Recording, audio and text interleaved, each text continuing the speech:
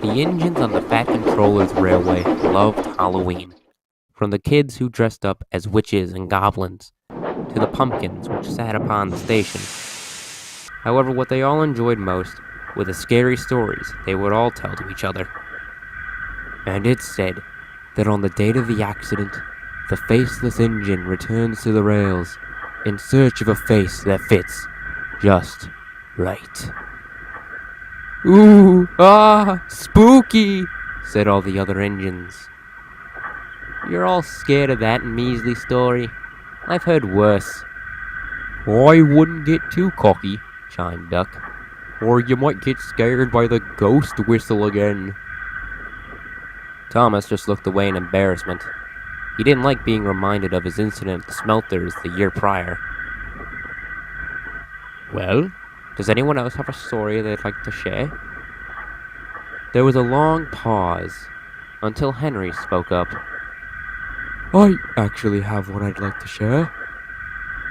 "Oh, great. Is it a story about the rain, or what about a lumberjack?" Thomas said cheekily.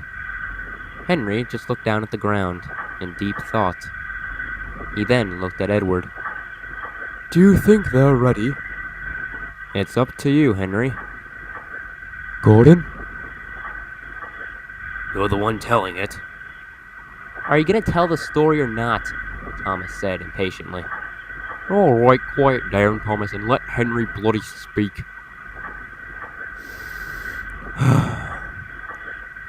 "A long time ago, on a railway far, far away there, was a small fleet of engines. They worked hard to keep the railway afloat. However, the work was getting too much, and the controller knew he needed a new engine. So, he decided to bring 3 on trial.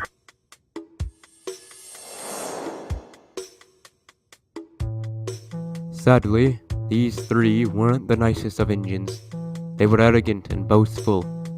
However, while 2 engines knew when enough was enough, the 3rd one didn't. He had no name, only a number. Some say this was the reason for his temper and arrogance, but nobody truly knows. He would always pick on the smaller engines and take out all his anger and frustrations on them. "Looky here, you little runt," Henry said in a raspy voice. "If you can't get my coaches to the platform in time, I'll make sure to push you into the sea.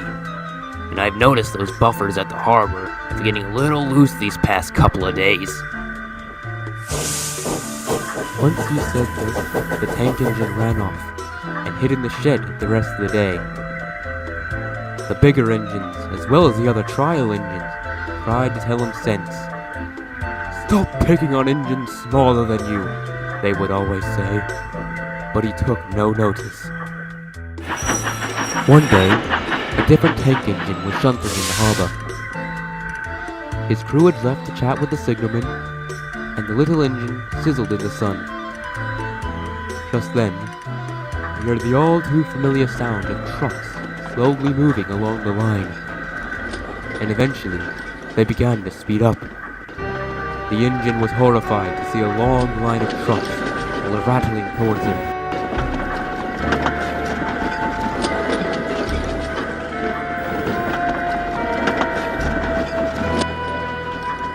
He blew his whistle long and loud, hoping help would come, but it was too late. The trucks crashed into him, sending him flying down the line.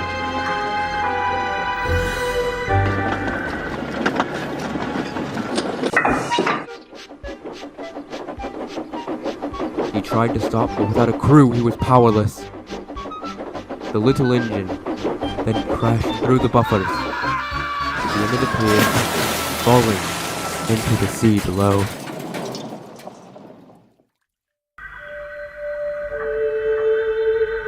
They made efforts to try to find the engine, but the cranes weren't long enough to reach the bottom, and the engine was lost forever. The other engines, as well as the controller, chalked it up to an accident. However, one of the big engines had been watching the whole time.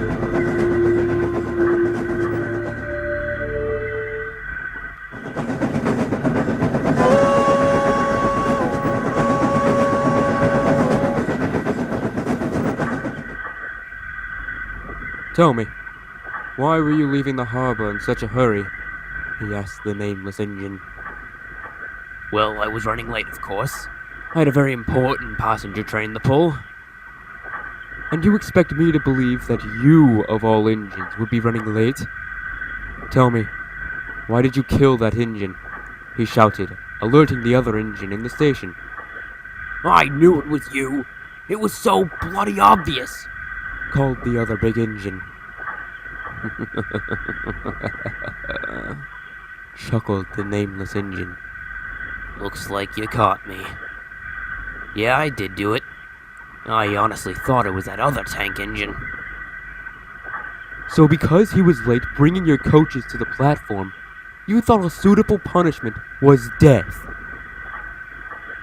If an engine can't do their job well and on time, then they aren't useful. They're just a waste of space. You disgust me! The nameless engine just laughed. If you dare tell anyone, I'll make sure you suffer a similar fate. The two big engines just sat flabbergasted by what they had just heard. However, this didn't stop them from telling the controller what they were told. The controller, however, didn't believe them. There just wasn't enough evidence to prove their claims. What they didn't know was that someone had overheard everything they had just said. I cannot believe you didn't believe us, called one of the big engines. Well, can you blame him? We literally had no proof to support our claims. I guess you're right. Just then, they heard the sound of the nameless engine's whistle, blaring in the distance. They were horrified to see the nameless engine pushing a long line of tankers right towards them.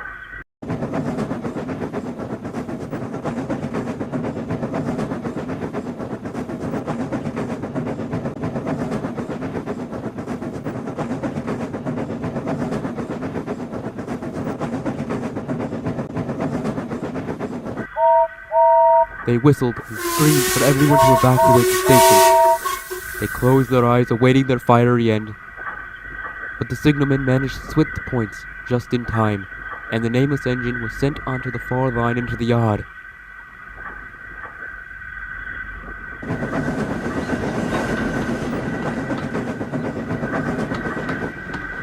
A massive explosion echoed out from the yard. The two big engines were horrified by what had just happened, and soon the oldest engine on the line raced into the station, asking what had happened. The two big engines explained everything, and that's when they realized the original tank engine, which gave the nameless engine so much trouble, was stationed in the yard. They ran in to find the yard had been engulfed by a massive inferno, and within were the burned, rusted remains of the tank engine and the nameless engine. Once the fire was put out, the tank engine was raced to the works. The workmen tried to save him, but they were too late. He was too far gone. The nameless engine, shockingly, managed to survive in the end. Sir, you must believe me, he cried. I was only shunting them when they got away from me. I was only trying to stop them, sir. I am tired of your excuses, Henry said, mimicking the controller. Too many things have happened since I brought you here, and I cannot take it anymore. Once you are repaired, you are to take a passenger train up the line. Then you are to leave my railway. What? Cried the nameless engine. You can't do this to me. I've put countless days into this useless railway to improve it. I've had enough of your excuses. The controller then turned to one of his big engines. Please take this engine to the works. I cannot look at him any longer.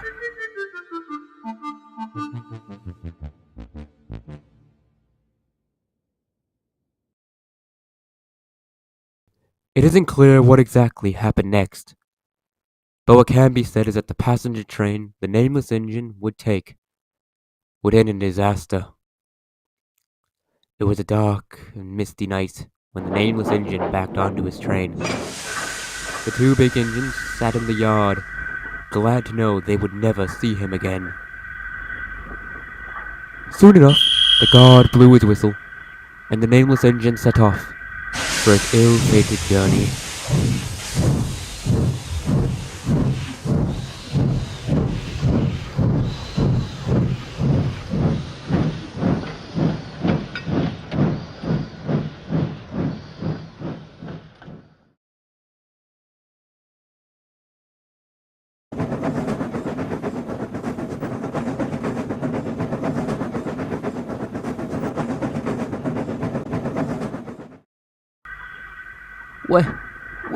What happened next? Stammered Percy. Henry just looked down at the ground. It isn't 100% sure what happened after that. They only ever got one man's testimony. However, the authenticity of it isn't clear. Well, what did he say? Thomas asked, trying to seem brave. The man said that as they traveled down the line, the mist had grown worse, and by the time it cleared, they realized too late they'd been sent off the main line and onto an old branch line.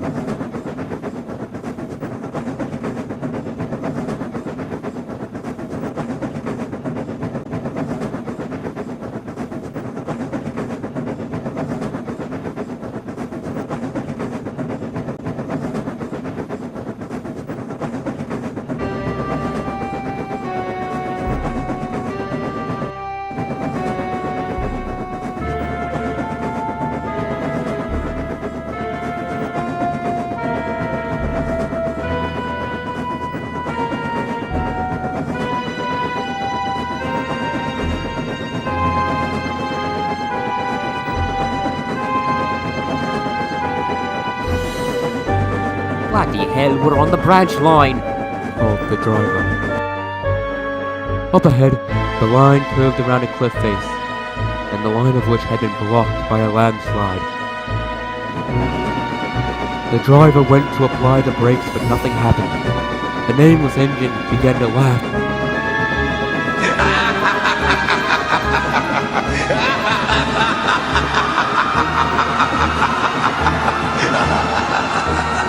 He then crashed into the rocks, plummeting down the cliff, cursing out the controller as he fell.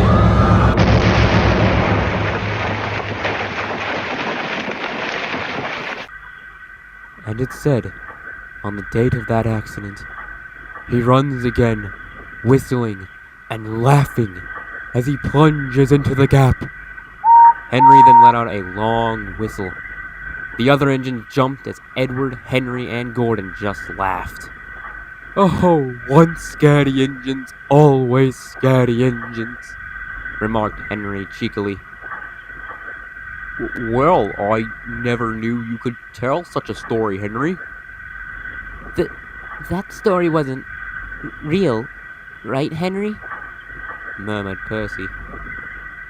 Oh, of course not.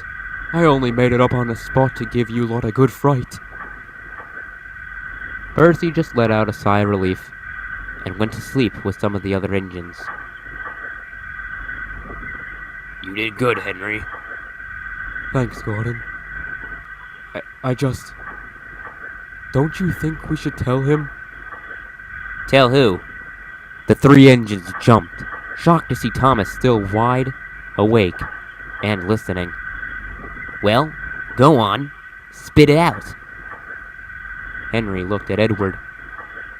I think it's time we tell him, Edward said glumly. Alright, you three are really starting to creep me out. Thomas, do you remember when I told Percy that story was made up? Yeah, it was only 10 minutes ago. Well, you see, I sorta,